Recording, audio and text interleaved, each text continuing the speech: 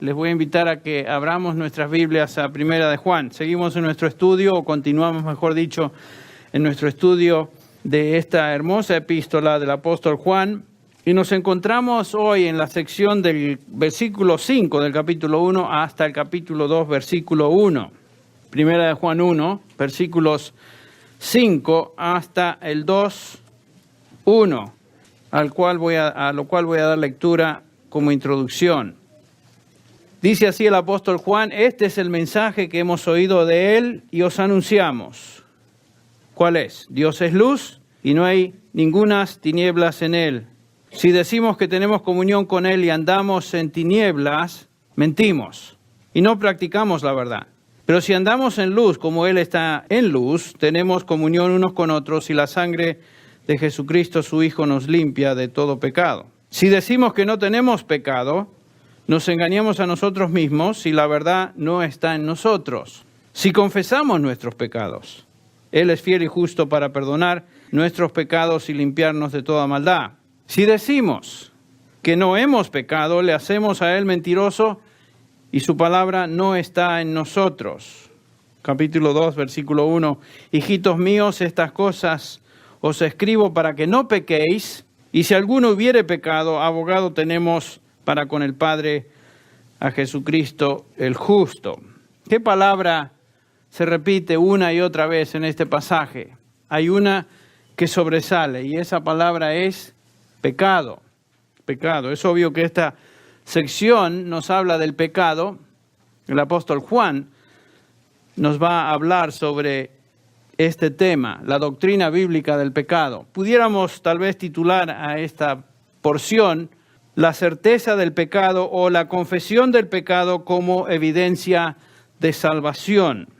Juan comenzó su epístola en los primeros versículos, en estos primeros 4 versículos, hablándonos de una certeza, la certeza de la encarnación. Por ejemplo, noten ustedes el versículo 1 y 2, lo que existía o lo que era desde el principio, lo que hemos oído, lo que hemos visto con nuestros ojos, lo que hemos contemplado y lo que han palpado nuestras manos acerca del verbo de la vida, pues la vida fue manifestada y nosotros la hemos visto y damos testimonio y os anunciamos la vida eterna, la cual estaba con el Padre y se nos manifestó. ¿De quién está hablando Juan ahí? Está hablando obviamente de la vida, la palabra de vida, el verbo de vida, que es ¿quién? El Señor Jesucristo. Y es obvio que Juan, junto con los demás apóstoles, fueron testigos de esa manifestación del verbo de la vida. Dice, nosotros la hemos visto, damos testimonio y os anunciamos. Por supuesto, Juan habla en plural porque se está refiriendo a él y a los apóstoles que fueron llamados por el Señor. Cristo, la palabra de vida, se hizo carne y Juan, junto con los demás, fue testigo de ello. Juan entonces nos habla de la certeza de la encarnación en esos primeros versículos. Ahora, comenzando con este versículo 5, Juan nos va a hablar de la certeza del pecado. La certeza del pecado. Y por supuesto el pecado es la razón por la cual la palabra de vida, Cristo Jesús, vino a este mundo para morir como paga del pecado y por supuesto como sustituto de todo aquel que cree. La palabra de vida es una realidad y el pecado es una realidad. Lo que estaremos examinando en estos versículos es que Juan nos confronta entonces con la doctrina bíblica del pecado. Una doctrina mal entendida en esos días y una doctrina mal entendida aún en nuestros días. La doctrina del pecado nunca fue popular. El hombre tiene una objeción innata a la descripción bíblica del pecado. Al hombre no le gusta escuchar acerca del pecado. Le molesta, pero es una doctrina que debe ser enseñada con precisión bíblica, porque de no ser así, es imposible entender entonces la doctrina de la salvación. Es imposible, en otras palabras, ser salvo sin un entendimiento preciso de lo que significa el pecado. Juan ya ha enseñado en el versículo 3 que el ser cristiano quiere decir tener comunión con Dios. Otra vez leo el versículo 3. Lo que hemos visto y oído os proclamamos también a vosotros, que también vosotros tengáis comunión con nosotros. Y en verdad nuestra comunión es con el Padre y con su Hijo Jesucristo. Las únicas personas en el mundo que pueden tener comunión con el Padre y su Hijo Jesucristo son los creyentes. Es una definición de lo que significa ser cristiano, tener comunión con el Padre y por supuesto con su Hijo. Esto quiere decir poseer vida eterna a través del Espíritu Santo, quien vino a residir en nosotros desde el momento de la salvación. Nos dice, por ejemplo, en esta misma epístola el apóstol Juan, en el capítulo 3, versículo 9, ninguno que es nacido de Dios practica el pecado, porque ¿qué? La simiente de Dios, el Espíritu Santo, permanece en él y no puede pecar porque es nacido de Dios. Juan nos dice que un creyente tiene residente en él el Espíritu Santo, la simiente de Dios, la vida de Dios. Entonces, lo que separa al hombre de Dios es justamente el pecado. Este es el problema fundamental del ser humano, lo hemos dicho múltiples veces. Es el problema fundamental del hombre. No tiene comunión con Dios por causa del pecado. En otras palabras, usando las palabras del apóstol Pablo, nos diría él, el hombre está muerto en delitos y pecados. Lo que nos separa de Dios es justamente eso, el pecado. El apóstol Juan entonces en estos versículos analiza falsos conceptos del pecado y lidia con este error en una forma radical sin posibilidades de ser malentendido. Lo que vamos a ver. Lo que Juan está diciendo, o mejor dicho, haciendo, es cumplir con su misión pastoral de proteger a la iglesia, proteger a los cristianos, proteger al rebaño del Señor. ¿Protegerlos de qué? De una falsa doctrina que se había introducido y se estaba propagando, por supuesto, amenazando la salud de las iglesias allá en Asia Menor, sobre las cuales el apóstol Juan estaba dirigiendo, guiando o supervisando. Entonces, Juan está confrontando un gnosticismo incipiente que distorsionaba la doctrina bíblica del cristianismo, lo que significa ser cristiano. En su esencia, este error que Juan está confrontando tenía que ver con un falso concepto de lo que significa ser cristiano. Un falso concepto de lo que significa ser cristiano que incluía una noción falsa del Señor Jesucristo. Obviamente, ustedes recuerdan, los gnósticos creían que Jesucristo simplemente era una aparición, un fantasma, un ánima, que realmente no era el Hijo de Dios encarnado. Y por supuesto también incluía una falsa noción del pecado, lo cual llevaba, como es de esperar, a una noción falsa de la salvación. El problema, como podemos ver, no era un problema leve, sino que era un problema de falsa doctrina con repercusiones trágicas, con repercusiones eternas. Una falsa doctrina o un error en cuanto a la doctrina de la salvación nos lleva, por supuesto, a una conclusión fatal, la condenación eterna. Y es lo que justamente Juan está tratando de que las iglesias entiendan y protegerlos de ese error. Lo hemos dicho varias veces y en numerosas ocasiones y de varias maneras, pero creo que es importante que lo recordemos una vez más, que una de las responsabilidades primordiales de aquellos que pastorean el rebaño, la iglesia de Cristo, es justamente advertirles de lo falso, protegerlos contra lo que es error. Eso es realmente pastorear el rebaño. Podemos ver esta realidad o esta verdad afirmada en el Nuevo Testamento en muchos lugares. Por ejemplo, en Hechos capítulo 20, versículo 31, dice el apóstol Pablo, por tanto, estad alerta. Está hablando aquí a los líderes de la iglesia en Éfeso, a los ancianos que él llamó, ¿se acuerdan? Desde Éfeso a Mileto. Y les dice, por tanto, estad alerta, recordando que por 3 años, de noche y de día, noten, por 3 años, de noche y de día, no cesé de amonestar a cada uno con lágrimas. Esa era la actitud del apóstol Pablo en cuanto a la instrucción de la iglesia y la responsabilidad que él sentía de protegerlos contra lo falso, de noche y de día, recordándoles. Pero, ¿por qué llevó a cabo ese ministerio de advertencia? Bueno, en el versículo 29 de ese mismo capítulo 20, dice así, sé, dice Pablo, sin lugar a duda, sé que después de mi partida, ¿qué va a suceder? Vendrán lobos feroces entre vosotros que no perdonarán el rebaño. ¿Ven lo que está diciendo Pablo? Les advertí por 3 años, de día y de noche, porque sé lo siguiente, que cuando yo me vaya de este lugar, vendrán lobos feroces, lobos rapaces, que no van a tener ninguna compasión para con el rebaño, la iglesia de Jesucristo. Esa es la tarea de un siervo del Señor, proteger. En Timoteo capítulo 4, otra ilustración, Pablo le escribe a su hijo en la fe y por supuesto pastor en Éfeso, años más tarde, la misma iglesia, quedó ahí como delegado apostólico, y Pablo le dice en el capítulo 4, versículo 6 de 1 Timoteo, dice, al advertir o al señalar estas cosas a los hermanos, serás un buen ministro de Jesucristo. ¿Qué cosas? ¿Qué es lo que tenía que advertir Timoteo a los hermanos en Éfeso? Bueno, el versículo 1 de este capítulo 4 dice que el Espíritu Santo, dice Pablo a Timoteo, claramente nos dice que en los últimos tiempos algunos iban a ¿qué? A apostatar de la fe, prestando atención, fíjense, a espíritus engañadores y a doctrinas de demonios. Por supuesto, no era que los demonios vinieron en persona a hablarles, sino que usaron a agentes humanos para infectar a la iglesia, para enseñar error, para enseñar aquello que era falso. ¿Y qué es lo que hacían estos falsos maestros? Dice el versículo 2, mediante la hipocresía de mentirosos, noten cómo los llama Pablo a estos falsos maestros, mentirosos, hijos del padre de mentira, Satanás, que tienen cauterizada la conciencia, prohibiendo casarse, entre otras cosas enseñaban lo siguiente, prohibiendo casarse y mandando abstenerse de alimentos que Dios ha creado para que con acción de gracias participen de ellos los que creen y que han conocido la verdad. Una de las cosas que enseñaban es que no podía uno casarse y uno tenía que abstenerse de ciertos alimentos. De este tipo de ascetismo nos habla también el apóstol Pablo, por ejemplo, en Colosenses capítulo 2, los versículos del 18 en adelante. A Timoteo, todavía en esta epístola de 1 Timoteo capítulo 6, versículo 20, le dice Pablo, oh Timoteo, ¿se acuerdan? Oh Timoteo, guarda lo que se te ha encomendado y evita las palabrerías vacías y profanas y las objeciones de lo que falsamente se llama gnosis o ciencia, conocimiento. Noten el tono en que Pablo le habla a su hijo en la fe y pastor ahí encargado.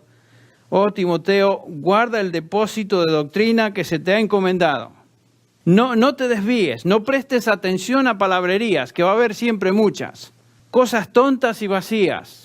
No trates de inventar cosas nuevas o ingeniosas, le dice Pablo a Timoteo. Guarda lo que se te ha encomendado.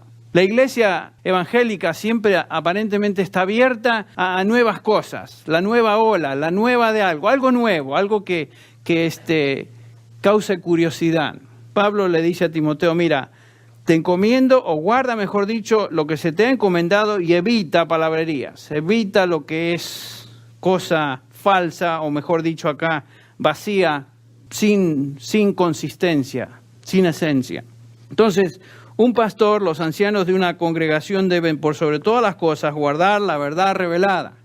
No fuimos llamados a predicar otra cosa, fuimos llamados a guardar lo que se ha encomendado, lo que viene a través de los apóstoles escrito en esta palabra que es la Biblia, particularmente aquí en el Nuevo Testamento. Debemos contender por la fe, usando las palabras de Judas, el versículo 3. Contender ardientemente por la fe, dice Judas.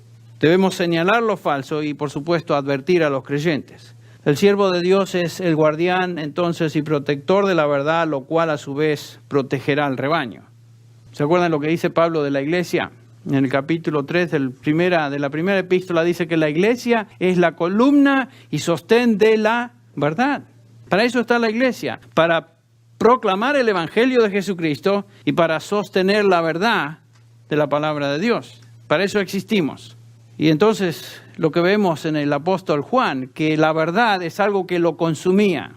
Una y otra vez el apóstol Juan habla de la verdad en sus 3 epístolas. Por ejemplo, en su segunda epístola, ya al comienzo de la misma, son cortitas. El anciano dice, él se refiere como anciano a la señora escogida. Esa puede ser una referencia a la iglesia o puede ser una referencia a una hermana en Cristo. No sabemos con exactitud, pero dice a la señora escogida y a sus hijos, a quienes amo en la verdad. Noten, la verdad. Y no solamente yo, sino también todos los que conocen la verdad. Otra vez. Y a causa de la verdad, versículo 2, que permanece en nosotros y que estará con nosotros para siempre. Juan estaba hablando continuamente de la verdad.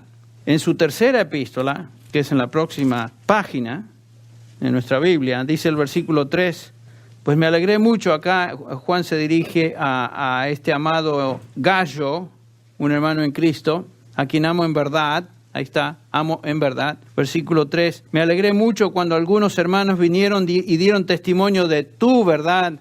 Esto es, de cómo andas en la verdad. Y noten lo que dice el versículo 4, no tengo mayor gozo, este es Juan el que habla, que este. No hay mayor gozo en mi vida, dice Juan, que esto. ¿Cuál? ¿O qué? Dice ahí, oír que mis hijos andan ¿dónde? En la verdad. ¿Ven? Ese es el corazón de un pastor fiel, el corazón de un siervo excelente. Alguien que se goza por sobre todas las cosas y le motiva el hecho de que sus ovejas o el rebaño, los hijos del Señor, anden en la verdad. Y Juan es justamente un siervo con esas características. Pastor totalmente dedicado a proclamar la verdad y proteger a la iglesia de lo que es falso. Proteger a los cristianos de los anticristos. ¿Qué es un anticristo? Bueno, no nos referimos necesariamente a aquel personaje profético que va a aparecer en los últimos días, sino me estoy refiriendo a cualquier persona que niegue al Señor Jesucristo. Esa es la forma en que, por ejemplo, Juan describe a estos en el capítulo 2, versículo 19, nos habla de estos anticristos, salieron de nosotros, del versículo 19, pero no eran de nosotros, porque si hubieran sido de nosotros, habrían permanecido con nosotros, pero salieron a fin de que se manifestara de que no todos son de nosotros. Si alguien está en la iglesia y niega a Cristo y se va, da evidencias de que no pertenecía a Él, no que perdió su salvación, no es lo que está diciendo ahí. Pero vosotros, dice, noten el contraste de Juan, el contraste que Juan hace entre los creyentes verdaderos y los anticristos. Pero vosotros tenéis la unción del Santo y todos vosotros sabéis. ¿Vosotros quiénes? Los creyentes, los verdaderos. Noten el versículo 22. ¿Quién es el mentiroso sino el que niega que Jesús es el Cristo? Este es el anticristo, el que niega al Padre y niega al Hijo. Entonces, Juan quiere proteger a los creyentes genuinos de estos falsos, los anticristos, aquellos que negaban al Padre y que negaban, por supuesto, a su Hijo Jesucristo. Entonces Juan está enfrentando esta situación, identificando a los que enseñan lo falso. Y qué interesante cómo lo hace. ¿Cómo es que Juan identifica a los falsos? Lo hace por medio de pruebas que identifican a los que son genuinos. Y la manera de identificar lo falso es primero identificando lo que es genuino. Y lo hemos dicho, ¿no? Se los he dicho varias veces. Familiarizarnos con la verdad, estamos en condiciones de notar cuando algo es falso. Por eso es tan peligroso cuando hay una iglesia que no está siendo enseñada en la doctrina del Nuevo Testamento, una iglesia infantil, una iglesia que es llevada, como dice el capítulo 4 de Efesios, de aquí para allá, como las olas, que no puede discernir, porque no está siendo enseñada. Ese es el peligro. Que no sabe lo que es falso, no reconoce porque tampoco conoce lo que realmente es verdad. Tal vez por la gracia de Dios han sido salvos. Entonces Juan a través de la epístola nos confronta, mejor dicho, con tres tipos de pruebas que nos ayudan a determinar quién es genuinamente cristiano. ¿Cómo sabemos a alguien que es genuinamente cristiano? ¿Cómo sabemos nosotros si somos realmente cristianos? ¿Cómo reconoce la iglesia quiénes son aquellos que genuinamente pertenecen a Cristo? Son preguntas muy importantes y esta epístola fue escrita justamente para darnos la respuesta a esas preguntas. Bueno, Juan utiliza tres pruebas. La primera es objetiva y tiene que ver con la declaración doctrinal de uno que se llama cristiano. En otras palabras, ¿qué es lo que esta persona cree en cuanto al Evangelio de Jesucristo? La declaración doctrinal, lo que esa persona dice que cree acerca del Señor Jesucristo. Esa es la primera prueba. La segunda prueba es subjetiva, en otras palabras, personal. Esta es la prueba que le llamaremos la prueba moral. Esta es la prueba que contesta la pregunta, ¿cómo vive esta persona a la luz del Evangelio de Jesucristo? No es cuestión de decir yo creo, simplemente. Las obras no nos salvan, pero las obras, la conducta, demuestra lo que una persona es en cuanto a su fe en Cristo Jesús.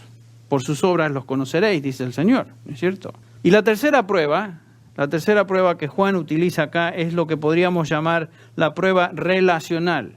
¿Cómo es que estas personas que se llaman cristianos se relacionan con otros hermanos en Cristo, con la familia de Dios? Y aquí tenemos la prueba del amor hacia los hermanos. El que dice que pertenece al Señor, pero odia a su hermano, realmente no es del Señor. No es del Señor. ¿Cómo demuestra esta persona su fe en Jesucristo en relación a los miembros de la familia de Dios? Esa es la pregunta. Bien, entonces Juan utiliza estas tres pruebas o exámenes, la prueba doctrinal, la prueba moral y la prueba relacional, repetidamente a través de toda la epístola. En contraste, por ejemplo, a las epístolas de Pablo, que son muy analíticas y muy, categóricas y en secuencia, ABC, 1, 2, 3, etc. El apóstol Juan no es así, sino que el apóstol Juan repite sus temas una y otra vez, así en forma de espiral, a través de toda la epístola. Y es justamente lo que Juan hace con estas tres pruebas. Las repite una y otra vez para determinar la genuinidad de alguien que se llama cristiano. Es lo que hace. Estas pruebas tienen el propósito de ayudar a la iglesia y a cada cristiano a determinar su condición espiritual, evaluar quién realmente es cristiano e identificar como resultado a los que no son. Entonces, es una epístola extraordinaria. Si usted no tiene la seguridad de la salvación y realmente es creyente, bueno, esta epístola le va a dar como una inyección de vitaminas en su fe, porque usted se va a dar cuenta, sí pertenezco al Señor, más. Ustedes recuerdan que el propósito de esta epístola, en el capítulo 5, versículo 13, dice Juan, estas cosas os he escrito a vosotros que creéis en el nombre del Hijo de Dios. ¿Para qué? Para que sepáis que tenéis vida eterna. Es un derecho de todo hijo y un privilegio de todo hijo de Dios, escuche bien, saber que uno es salvo, estar seguros de nuestra salvación. Podemos estar seguros de nuestra salvación. Ahora, escúcheme bien, no quiere decir que a veces un creyente no pasa por periodos de dudas de su salvación. No estamos diciendo eso. Pero es un privilegio de todo creyente en Cristo, genuino creyente en Cristo, saber que tiene vida eterna y estar seguro de su salvación. Y esto es lo que la epístola fue diseñada, por la cual fue escrita. Y es lo que vamos a experimentar, gozo y seguridad de nuestra salvación. Gracias a Dios por eso. Muy bien. Entonces, la primera prueba para determinar la genuinidad de la fe cristiana, dijimos, es doctrinal. En los versículos 5 del capítulo 1 al 2:1 que leímos, Juan nos va a subrayar la doctrina del pecado. ¿Qué es lo que una persona cree acerca del pecado? La respuesta a esta pregunta entonces nos va a ayudar a determinar quién es cristiano y quién no lo es también. Para empezar, vamos a ver que ningún individuo puede llegar a la salvación sin un entendimiento claro de la doctrina bíblica del pecado. Nadie puede ser salvo sin entender lo que es el pecado. No podemos entender lo que es la doctrina de la gracia si no entendemos el estándar de Dios. No podemos entender lo que es el perdón de Dios si no entendemos lo que es el pecado. No podemos entender lo que es ser libre de condenación si no entendemos la condenación. No podemos entender la salvación si no entendemos de qué exactamente somos salvos. ¿Ven? Se relaciona. Todo va hacia nuestro entendimiento de lo que es el pecado. Lo que vamos a observar es que un creyente genuino y uno que no lo es, tienen una actitud muy distinta para con el pecado. Es obvio. Una persona que ha sido regenerada por el Espíritu Santo, un creyente genuino es un individuo que se caracteriza por la confesión de pecado como patrón de su vida. Ese es su patrón. En contraste, un individuo que no conoce a Cristo, una persona que no es creyente, genuina, esconde su pecado.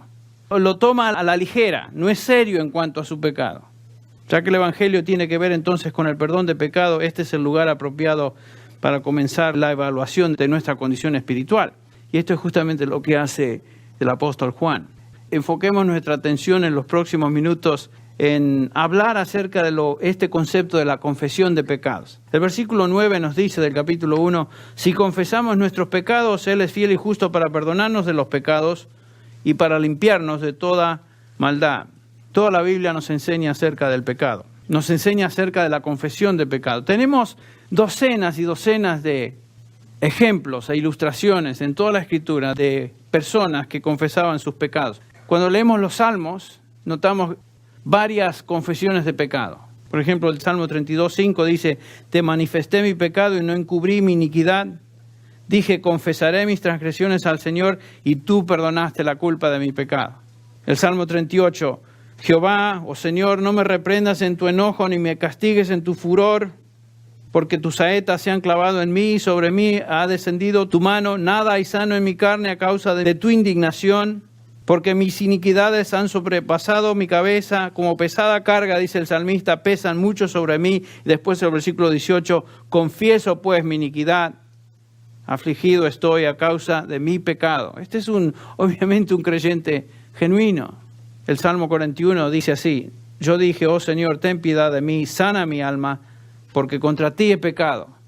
Salmo 51, no vamos a hablar de él, pero es un salmo clásico en cuanto a la confesión de pecado. David, después de haber pecado de una manera tan terrible, como sabemos, dice, lávame más y más de mi maldad, límpiame de mi pecado, porque yo reconozco mis rebeliones y mi pecado está siempre delante de mí. Contra ti solo he pecado y he hecho lo malo delante de tus ojos. Noten que no le echa la culpa a nadie, David. Ni dice que fue la culpa de Betsabé, que se estaba bañando ahí en la terraza y que puedo hacer yo estaba ahí arriba, etc. Sino que confiesa, Señor, contra ti he pecado. Daniel, ese gran hombre de Dios en el Antiguo Testamento, capítulo 29, de Daniel, el versículo 20, dice así, aún estaba yo hablando, orando y confesando mi pecado. Aquí tenemos a Daniel, y el pecado de mi pueblo Israel, y presentando mi súplica delante del Señor mi Dios. Esta era su costumbre. Yo, dice Daniel, estaba confesando, orando y confesando mi pecado. Esa es la actitud de un hombre de Dios. ¿Saben qué? Yo creo que un hombre genuinamente, no solamente creyente, sino una persona que camina con Dios, es la persona más sensible al pecado. Y es la persona que más va a confesar su pecado. Pedro, ustedes recuerdan, ante ese milagro del Señor, cuando el Señor le dice, yo sé que han estado pescando toda la noche, no obstante, tira las redes. Y Pedro dice, Señor, bueno, porque tú me lo dices, lo voy a hacer. Pero yo soy el profesional pescador, yo sé cuando no pican los peces. Y esta noche no había nada ahí. El Señor le dice, tira la red. ¿Y qué pasa? Dice el capítulo 5 de Lucas que sacaron la red y estaba tan llena de peces que los botes se hundían y llamaron a otras barcazas de compañeros, ayúdennos, se nos rompen las redes. El Señor sabía, el Señor es el creador del universo y mandó a todos esos pescaditos que se metieran en esa red, imagínense. Y Pedro, por supuesto, ante este tremendo milagro, su reacción fue bueno, al fin y al cabo sucedió, fue algo, ¿no? Dice, Señor, ¿se acuerdan? Sus palabras, cayó a los pies de Jesús diciendo, apártate de mí, Señor, pues hoy soy hombre, ¿qué? Pecador. ¿Quién soy yo para dudar lo que tú me dices? Sin embargo, dudé. El publicano en Lucas 18, ustedes recuerdan, expresa simplemente su condición delante de Dios, golpeándose el pecho diciendo, sé propicio a mi pecador.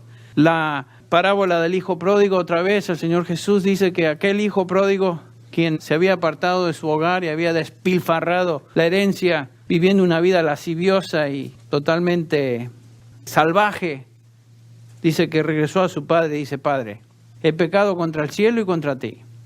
No soy digno de ser llamado, ¿qué? Tu hijo, hazme como uno de tus jornaleros.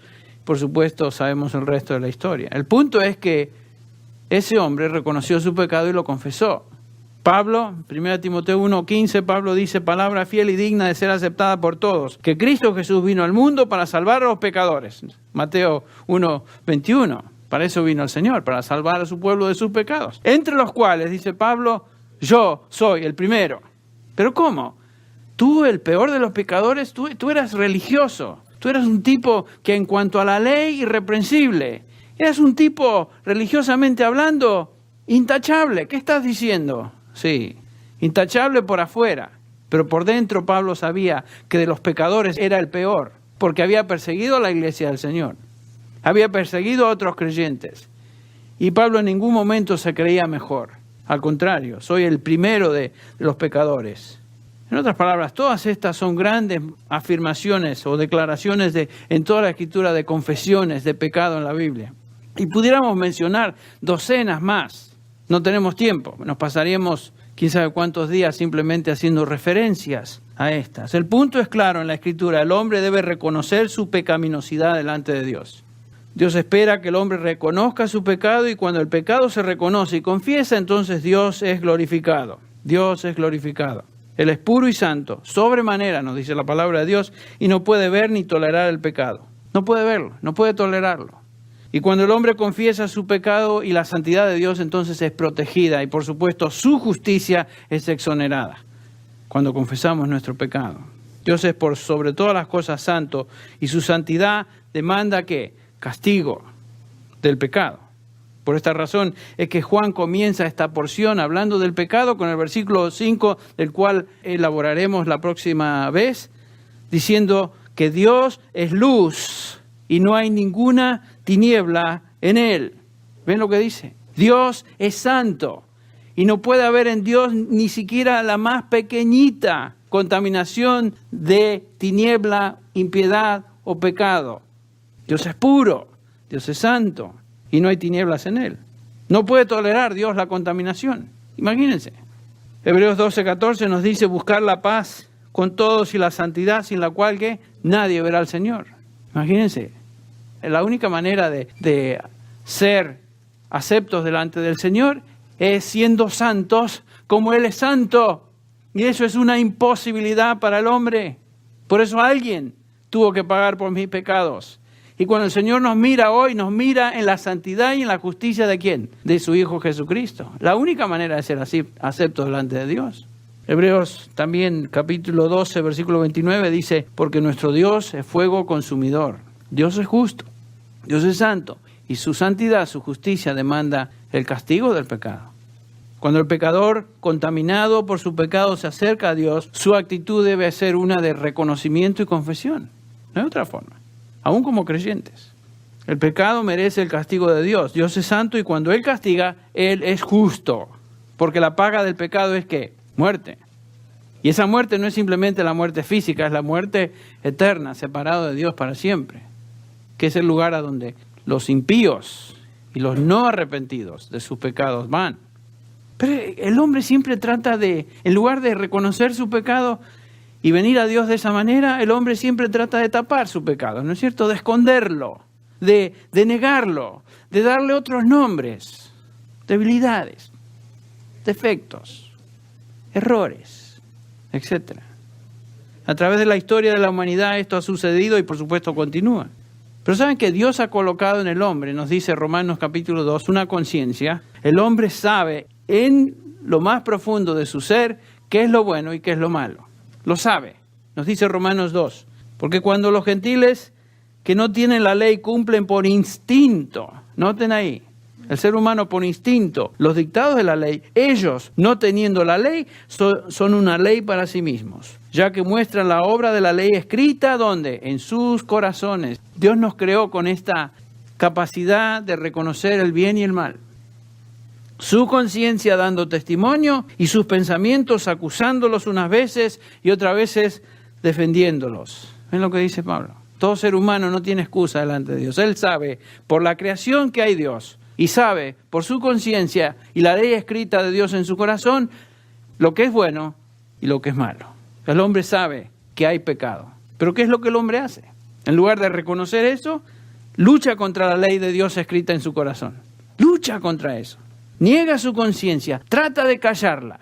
Él hace todo lo posible para negar el pecado y de esta manera negar el juicio y el castigo que ese pecado merece. Eso es lo que el hombre hace. Y trata de convencerse a sí mismo que el pecado no existe y que por lo tanto el juicio tampoco existe, ¿ven? Y claro, si el pecado es una ilusión, si es un invento filosófico de la mente humana, quiere decir que el juicio también lo es, ¿ven? Y entonces racionaliza y llega a conclusiones totalmente humanas que le dicen a él, bueno, realmente el pecado no existe y todo lo que se nos dice acerca del juicio de Dios sobre el pecado, cosa de los religiosos fanáticos. Y llega a esas conclusiones el hombre de hoy. Una ilustración perfecta de esta actitud se encuentra en Malaquías. Ustedes recuerdan el libro de Malaquías. Uno de los profetas menores escribe a la nación, Israel, una nación que se estaba excusando de sus pecados, que nunca reconocía. Dice el capítulo 2, versículo 1, por ejemplo, yo os he amado, dice el Señor. Pero observen cómo el pueblo reaccionó ante ese amor de Dios. El versículo 6 del capítulo 2 de Malaquías dice, el hijo honra a su padre y el siervo a su señor, pues si yo soy padre, ¿dónde está mi honor? Dice el Señor. Si yo soy el Señor, ¿dónde está mi temor? Dice el Señor de los ejércitos. ¿Ven? Ustedes dicen que son hijos de Abraham, que pertenecen a Dios. Pero ¿dónde está el honor mío? ¿Cómo es que me honran? Y noten la reacción. Pero vosotros decís, ¿en qué hemos menospreciado tu nombre? ¿No somos religiosos? ¿No damos ofrendas al altar? ¿No creemos en Jehová? ¿En qué te hemos menospreciado? En lugar de reconocer. Y esta es siempre la respuesta del hombre. ¿Y yo qué hice? ¿O qué hice yo? Yo no fui como un niño que fue sorprendido con la mano en el tarro de las galletas. Así hacía la nación de Israel. ¿Qué hemos hecho? ¿Cómo es que deshonramos a Dios? Y noten cómo el Señor le responde en el versículo 7, dice, ofreciendo sobre mi altar pan inmundo. ¡Ay! Y vosotros decís, ¿en qué te hemos deshonrado? En que decís, la mesa del Señor es despreciable. ¿Cómo decían eso? Cuando presentáis un animal ciego para el sacrificio, ¿no es malo? Y cuando presentáis el cojo y el enfermo, ¿no es malo? ¿Por qué no ofreces eso a tu gobernador? Dice el Señor. ¿Se agradaría de ti o te recibiría con benignidad? Dice el Señor de los ejércitos. Ahora pues, ¿no pediréis el favor de Dios para que se apiade de nosotros? Con tal ofrenda de vuestra parte, ¿os recibirá Él con benignidad? Él, Jehová, dice el Señor de los ejércitos. Ven, Dios había establecido instrucciones precisas en cuanto a qué tipo de sacrificios Él recibía. ¿Qué es lo que le agradaba a Él? Ellos sabían que Dios quería lo mejor, las primicias de todo. Y sin embargo, estos ofrecían aquello que les sobraba, lo peor, lo que no tenía ningún valor. Pan inmundo, en otras palabras, pan que ya no lo iban a comer, podrido, eso es lo que daban. Animales con defectos, y acá los menciona, ciegos, cojos y enfermos. ¿Saben qué? Esos animales no se podían vender. No había provecho para el dueño de esos animales. Entonces, ¿qué hacían? Los llevaban al altar. Aquí te ofrecemos esto, Jehová. Cuando él había dicho que lo que él deseaba y recibía era lo primero, las primicias, lo mejor. Y a veces nosotros hacemos así con Dios. Le damos las obras de nuestras ofrendas, de nuestros talentos, de nuestra vida. Le damos las migajas. El Señor en su piedad, misericordia y gracia nos ama, pero a veces el Señor tiene que disciplinarnos por nuestra falta de seriedad con Él. Esto es lo que hacía Israel. Y hablando del nombre del Señor, dice acá, pero vosotros lo profanáis, hablando de su nombre. El nombre, ¿se acuerdan? Que el Salmo 138 nos dice que tanto el nombre y la palabra del Señor fueron exaltadas por sobre todas las cosas. Y dice el Señor de ellos, a mi nombre lo profanáis. Cuando decís la mesa del Señor es inmunda y su fruto, su alimento despreciable. No es que lo decían, sino que daban cosas inmundas. Y también decís, ¡ay, qué fastidio! Y con indiferencia lo despreciáis, dice el Señor de los ejércitos, y traéis lo robado, lo cojo, lo enfermo. Así traéis la ofrenda. ¿Aceptaré eso de vuestra mano, dice el Señor? Obviamente no. El pueblo había llegado a una irreverencia total. No veían su pecado y más, lo negaban excusándose, diciendo que Dios es injusto con ellos cuando eran disciplinados por Él. Después de todo, ellos se creían religiosos, eran religiosos. Y cumplían con los requisitos de la religión. Y mucha gente hace lo mismo hoy.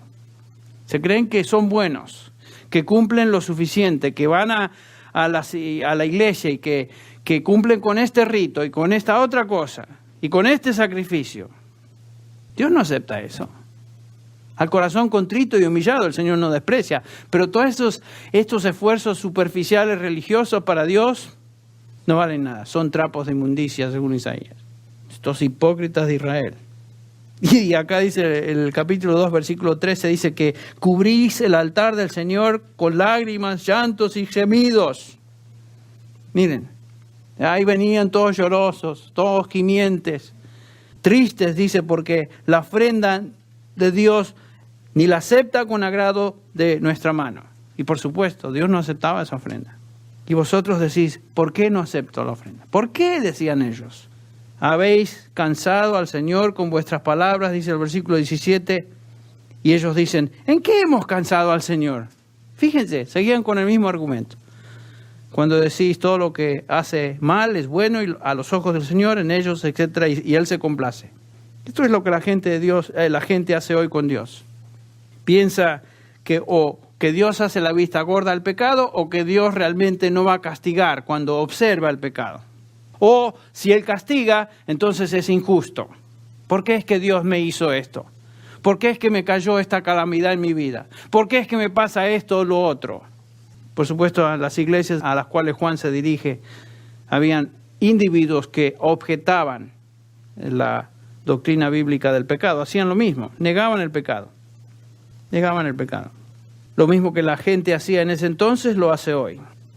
¿Cómo es que objetaban el pecado? Y ya tenemos que llegar a una conclusión. Lo observamos en 3 argumentos que estos falsos cristianos sostenían en cuanto al pecado. Estas frases representan 3 nociones falsas del pecado. Las tenemos ahí en el capítulo 1, versículos 6, 8 y 10. 3 falsas nociones del pecado. Si decimos que tenemos comunión con Él, versículo 6, pero andamos en tinieblas, ¿qué sucede? Mentimos y no practicamos la verdad. Había algunos que decían, yo soy cristiano, no importa cómo viva.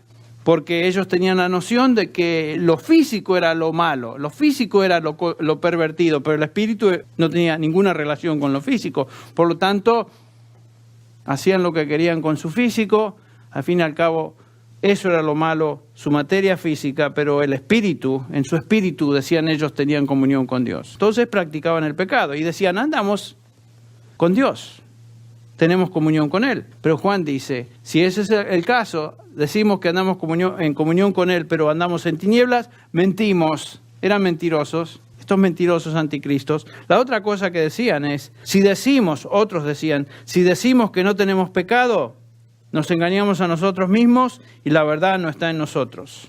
Algunos decían, yo realmente no peco, no tengo pecado. Lo que yo tengo son errores.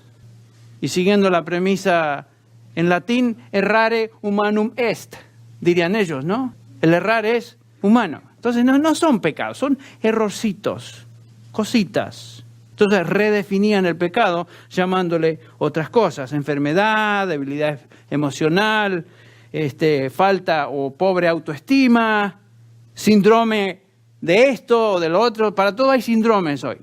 ¿Lo han visto? Cada vez que encuentran un problema humano al cual no tienen solución, le llaman síndrome de algo. Juan le llamaría pecado.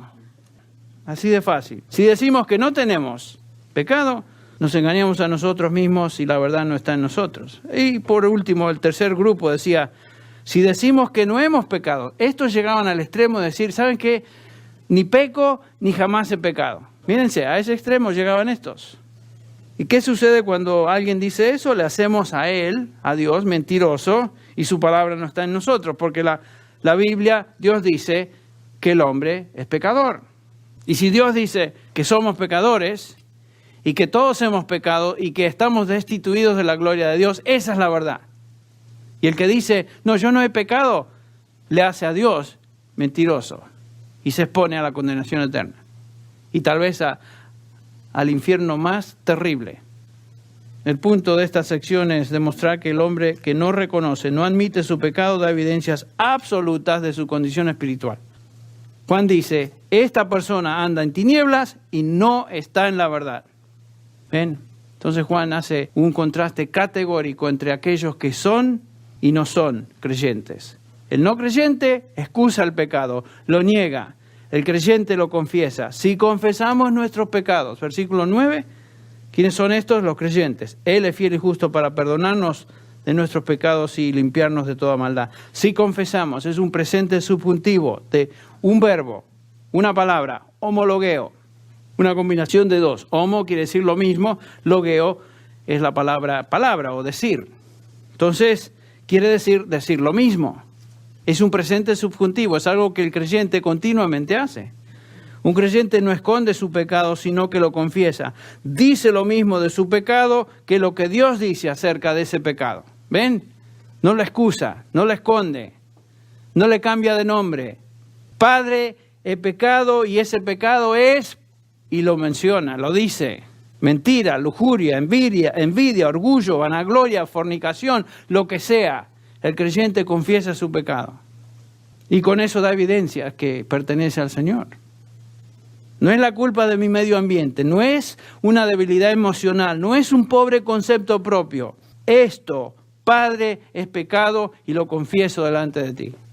Pido tu perdón. Mi deseo es no volver a caer en eso. ¿No les pasa a ustedes que aunque caemos en el pecado, somos tentados y trastabillamos a veces, confesamos y el deseo más profundo de nuestro corazón es no volver a caer en eso?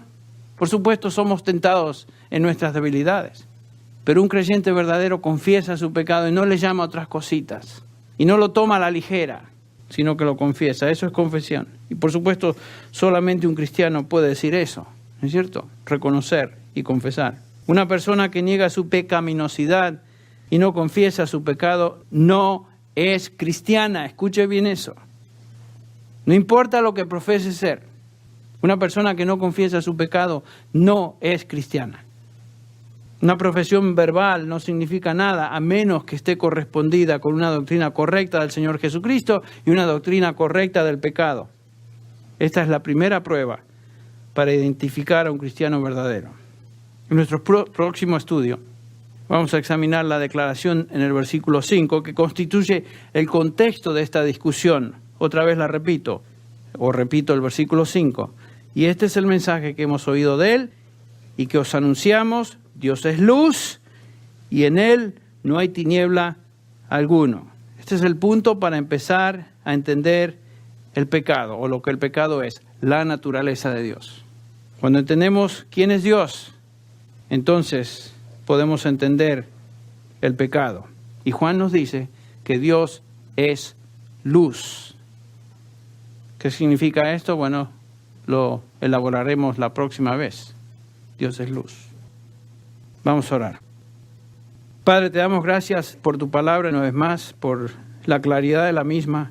Gracias, Señor, por ayudarnos a entender a través de esta epístola de Juan lo que significa el pecado. Señor, siempre en una reunión donde hay muchas personas que escuchan este mensaje aún a través de la radio, existen personas que escuchan pero todavía no entienden el significado real del pecado. Pedimos, Señor, que si existe alguna persona que todavía niega su pecado, que lo excusa, que trata de callarlo o esconderlo, que Señor le hagas reconocer, le hagas ver que ese individuo no pertenece al Señor Jesús. Señor, el propósito de esta epístola es evangelística y también para aquellos que conocen al Señor Jesús de